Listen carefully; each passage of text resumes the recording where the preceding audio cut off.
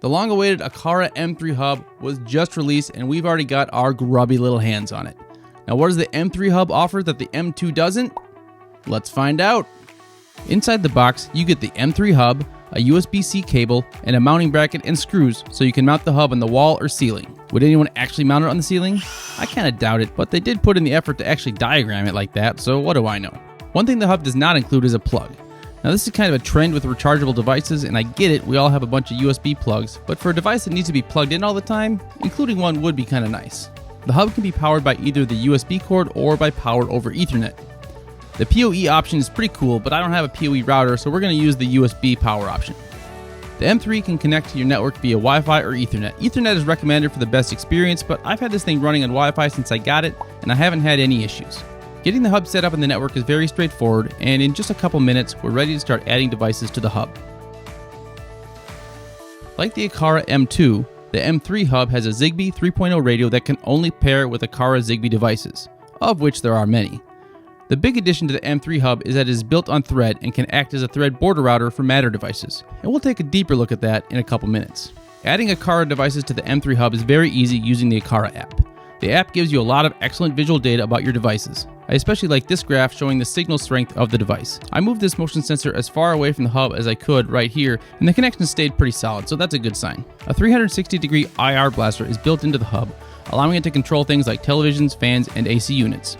It includes a library of IR device controls, or it can translate the RA signal from almost any IR remote to create a custom device. But you do have to have the hub placed in the same room as the device for the IR blaster to work. One of the best features of the Aqara Hub is that it allows you to bridge Aqara devices to be used in the Apple Home, Amazon Alexa, and Google Home ecosystems. The Aqara app also has its own straightforward automation creator. It's a basic if this happens, then do this other thing rules engine. It allows you to select multiple if conditions to trigger the rule and multiple then actions to execute. If you're used to the conditional rules and advanced capabilities of, say, the Homey Pro or Hubitat Elevation Hub, the Aqara app will leave you wanting more, but it's pretty intuitive, and if your needs are simple, it gets the job done. The automations you create on the hub are executed locally, so you don't need to worry about internet outages ruining your good time. A new feature of the M3 Hub is that if you have multiple Aqara hubs in the same network, the M3 allows them to communicate locally with each other. So, for example, this leak detector is connected to my old M2 Hub. If I have an automation to trigger an alert on the M3 Hub when a leak is detected, even if I pull the plug on the internet, the alert will still be triggered. Oh, and the M3 also has an upgraded speaker that is extremely loud if you're into that sort of thing. But let's circle back to the biggest addition to the M3 Hub, the feature that's right on the front of the box, Matter. Like my many attempts to rescue the princess in Super Mario Bros., so far, Matter has been an epic failure. Some Matter implementations have had promise, but they all eventually run into the Hammer Brothers on level 8.3, and there's no getting past them alive. Until now. Nah, I'm just kidding. The Matter implementation on the M3 Hub kind of stinks too. Now, I'm not even really blaming Aqara here. Matter itself is the problem. But if you believe that Matter can one day live up to its promise, the Aqara M3 Hub is, well, let's see what it has to offer. Like the M2 Hub, the M3 can act as a Matter bridge, bringing your non-Matter Aqara Zigbee devices into the Matter ecosystem.